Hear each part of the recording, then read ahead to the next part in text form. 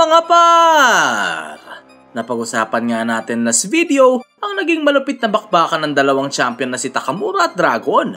Ngayon naman, pagkikwentuhan natin ang mga nangyari matapos ang matinding laban. Matapos ang historic knockout moment ng ating idol na si Takamura, tila nang hina na nga ito at unti-unti nang bumigay ang kanyang mga binti. Nang makita ito nila Ipo, agarang umakyat na rin si Tanda at tinalalayan ng ating idol. Matapos yon, napaluhod nga bigla si Ipo sa sobrang pagkabilib niya kay Takamura at dinala na nila Shinoda ang mga belt ni Takamura kasama ang bago nitong WBC Super Middleweight title. Nang mabanggit ni Yagi kung paano pumapabor ang mga gods kay Dragon, sagot ng ating idol na, "Gods, walang swerte o gods o kahit ano. Isang tao lang yun na ginamit ang kanyang teknik at kamao at nagawa niya lahat yun gamit ang kanyang skills at effort." Nang tulungan ng mga coach ni Dragon ito bumaba, nilagyan ng tawad ni Shinoda ang noo ni Takamura kung saan natuklap ang balat nito dahil sa matinding suntok. Sunod nang sinuot sa bewang ni Takamura ang kanyang bagong WBC Super Middleweight belt at sa pagtaas ng kanang kamao nito, sabay-sabay na nagtsira ang buong Ryogoku Kokugikan para sa historic moment na yon. Sabi nga ni Ipo na binago ng kanyang senpai ang history ng boxing sa Japan dahil ito ang kauna-unang Japanese Super Middleweight Champion at 3-Division World Champion. Nang umalis na ang buong Takamura family, tila pakipot pa ang kuya na si Suguru na mabuti nanalo at hindi nadungisan ang kanilang pangalan. Kaya sagot ni Kyoka na maging honest ito sa kanyang sarili at mag-celebrate na lang. Habang si Wataru naman ay masayang kinongrat si Mamoru sa kanyang isipan. Nang nagsisimula nang umalis ang Kamugawa team sa kanilang seating area, nabanggit ni Aoki na hindi niya pa din magets kung bakit kumukonekta ang mga huge left swings ni Dragon. Pero sa uli, ang counter din sa huge left swing ang nagpanalo kay Takamura. Sabi nga ni Itagaki na kung counter ang pag-uusapan, kasama nilang expert doon. Nabanggit nga ni Miyata na meron ng mga signs sa dating laban ni Takamura na mahina ito sa mga left swings. At sunod na tinanong kung hindi ba nagtaka sila Kimura sa right eye nito. Nang tanongin nila Itagaki si Miyata kung anong tinutukoy nito, tinanong niya din ang mga to kung sa tingin ba nila nakakakita ba si Takamura sa kanyang kanang mata. Dahil nga sa sinasabi ni Miyata, nagalit si Aoki.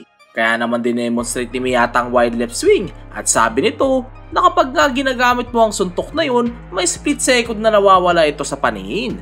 Dito nga na-realize ni Kimura na nanggagaling sa blind spot ang suntok na yun, kaya naman mahirap itong counterin. Pero may napansin siya nang itry nitong i-block ang wide left swing na pinakawalan ni Itagaki. Kinonfirm naman ni Miyata ang napansing kakaiba ni Kimura na sinadyang gumawa nila Kamugawa at Takamura ng senaryo na gagamitin ni Dragon ang wide left swing na yon. At since mahirap nga ito makita, nag-rely ang ating idol sa impact ng suntok sa kanyang guard. At matapos yun, nag-slide ito sa inside punch at kumonekta ang kanyang solidong counter. Sabi ni Aoki na nagets niya nga ang nangyari sa unang counter ni Takamura. Pero sa final counter nga daw siya talaga naguguluhan kung paano kumonekta. Naniniwala naman si Miyata na dahil nga daw yun sa katigasan ng ulo as a champion ni Dragon. Hindi nga daw talaga ginagamit ng mga southpaw ang big left swing dahil sobrang risky nito at naiiwang wide open ang depensa. Pero dahil nga sa tingin ni Dragon na mahina si Takamura sa mga big left swing, pinakawalan niya ito gamit ang kanyang dominant arm para tapusin ang laban. Kaya naman ang gawin iyon ng former champion, nakita ito na mabuti ng ating idol. Kaya naman nagawa niya ang swabbing counter na yun. Yun nga din ang naging basehan ni Miyata para masagot ang kanyang suspicions. Dahil nasisiguro niya na hindi yun magagawa ng mga taong hindi nakakakita sa isang mata. Matapos yakapin nila Aoki at Itagaki si Miyata para pasalamatan nito sa kanyang explanation, pinatigil sila nito at sinabing huwag maging touchy sa kanya. Sinuporta naman ito ni Kimura since alam niya nga na ayaw ni Miyata na inahawakan siya. Grateful naman si Miyata sa kanya since merong isang tao na hindi nadadala ng emosyon sa mga bagay-bagay. Pero nang biglang kinuha ni Aoki ang bonnet ni Kimura, nagulat si Miyata sa kanyang hairstyle at mabilis niyang binawi ang sinabi niya tungkol kay Kimura. Matapos yun, niyaya nila si Miyata na pupunta na sa changing room para mag-celebrate kasama si Takamura. Pero tumanggi naman ito since hindi naman nga daw siya part ng Kamugawa boxing gym. At naglakad ito ng paalis na tila ba parang malungkot. Sa changing room, nakita natin nagsasaya ang ating idol at gusto nitong pumarty. Habang galit na galit naman si Tanda dahil gusto nitong magpahinga muna si Takamura. Pati nga si Ipo ay pinipigilan nitong si idol natin since meron nga itong injury sa kanang paa.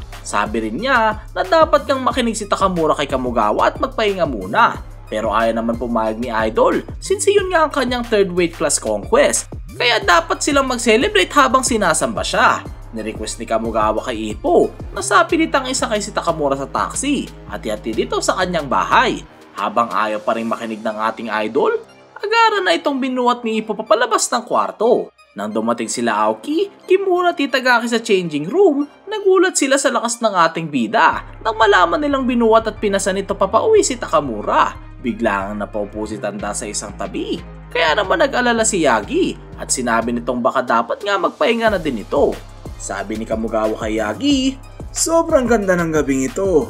Habang pinag-uusapan nila Taihei kung gaano kaganda at kalupit ang ginawang counter ni Takamura, ina-express din nila kung gaano sila ka-amaze kay Idol dahil pag kailangan ng tapusin ng laban, talagang tinatapos niya agad ito.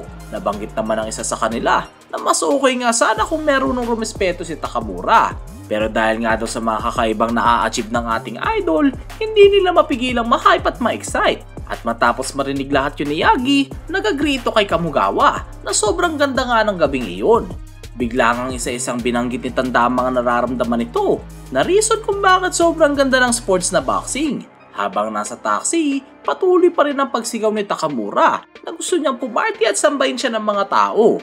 Reply ni Ippo na dahil nga pinush siya sa limits ni Tanda, gusto siyang pagpahingayin ito as soon as possible. Pero sabi rin ni Ippo na base sa nakita niya sa laban, nasa best condition nga itong si Takamura. To the point na if hindi nanalo sa laban na yun, hindi niya na alam kung kailan makukonquer ng ating Idol ang third weight class. Pero nabanggit rin ito na baka magkaroon ng long-term effect ang injury nito sa paa. At hindi niya alam kung kaya pa ba niyang i-balance ang normal boxer life niya matapos makita ang next victory na yun. Nang makita nito na nakasimangon si Tanda, nasisiguro nito na nahirapan ito sa ginawa niyang desisyon.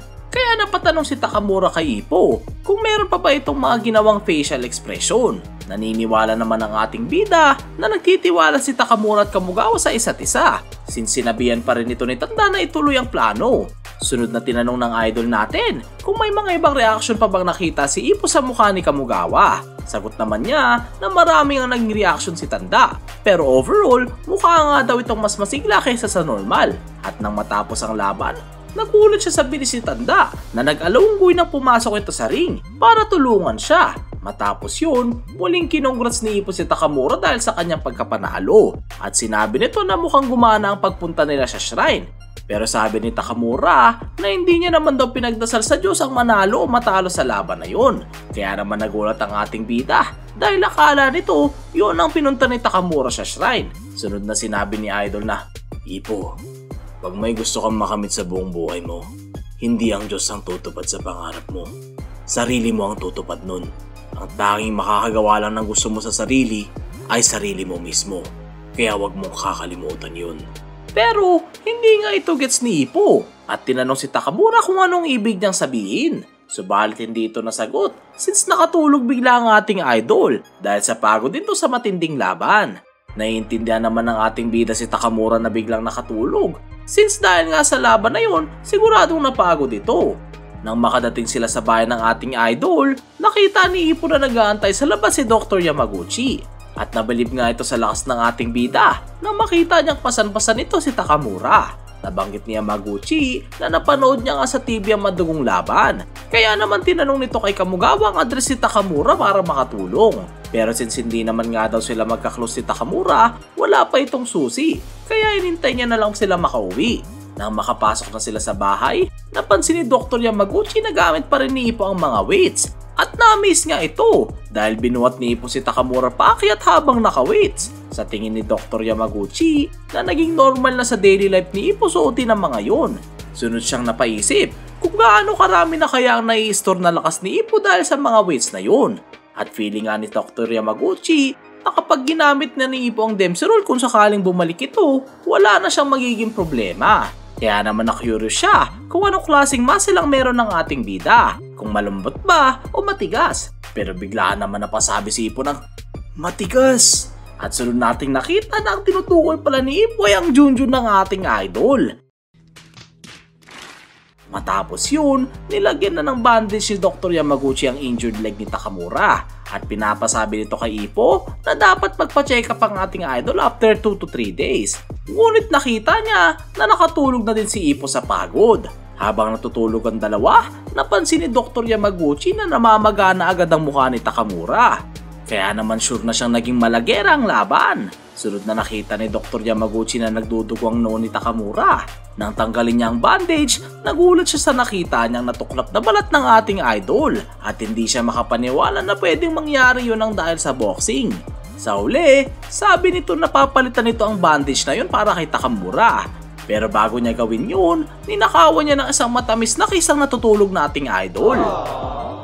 Sa pag-alis ni Dr. Yamaguchi, nabilib ito sa 3-weight class conquest na nagawa ni Takamura. Habang natutulog, feeling nga ng ating bida na may nakita siyang sobrang nakakamangha. Pero feeling din niya na isang magandang panaginip lang iyon. Na kapag nga daw galing ka sa matinding giyera, walang makakapantay sa pag-aalaga ng baby loves mo. At sa tingin ng ating bida na parang na-experience siya na ito noon, na after nitong makatakas sa kamatayan at umuwi ng puro sugat, merong parang liwanag na sumulubong sa kanya. At ang liwanag na tinutukoy ng ating bida ay walang iba kundi si Kumi. Pero pagkagising ni Takamura at Ippo, sila palang dalawang nagyayakapan ng mahigpit. Kaya naman nagpanik ang mga to kung bakit sila ang magkayakap na dalawa. At nang may masmasa ng tuluyan, natakot sila na baka panaginip lang din ang 3-weight class conquest ni Takamura. Pero nakita nila sa dyaryo na totoo ngang nangyari ang pagkapanalo ni Takamura. Kaya naman nabuhayan na ulit ang mga to.